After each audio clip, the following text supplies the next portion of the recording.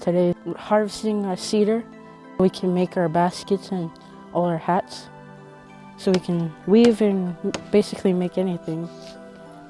My role is just to pull the bark off the tree and bring it to my grandpa so we can split it. Well, I got my grandkids out here with me today, and then 2 of my nephews.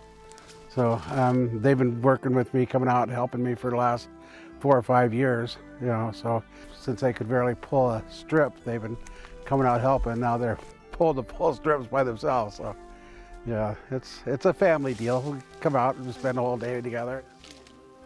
I don't usually get to cut the cedar. This is my first time cutting, so that's why it's fun.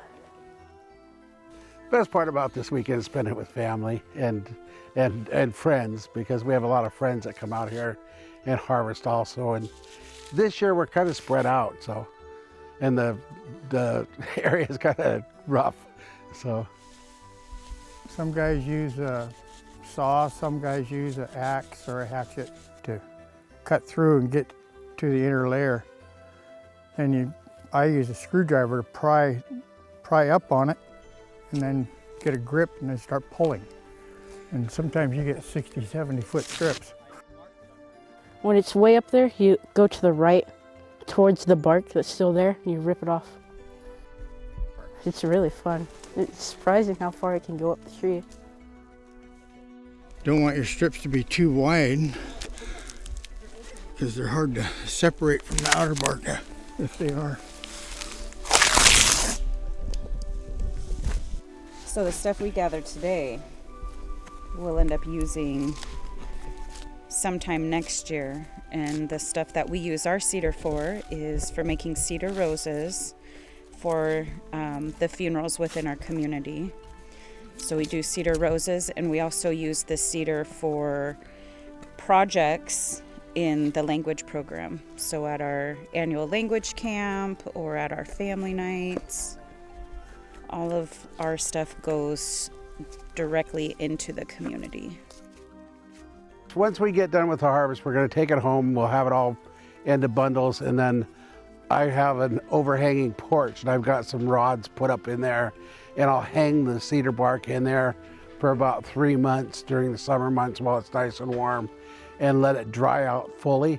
Because once you take that bark home, the cedar bark actually puts off a toxin, so you don't really want to bring it in the house and be around you while it's curing.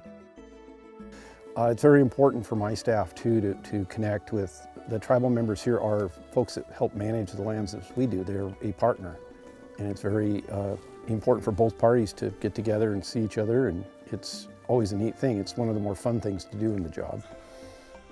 Wow, that one went way up there too. For me, it's a source of pleasure, because I love being out in the woods. I've been out in the woods all my life since I was 7 or 8 years old, and hunt, fish, and I love seeing the wildlife and the different species of animals out here, and different plants. So basically you're here with the spirits, relatives that passed on. Okay, ready? You know, everybody's just working together out here and enjoying themselves, and you know, there's no video games in that area. So they got the woods and the bugs and everything. It's fun, and they look forward to this time every year to come out and help me. And Nice one.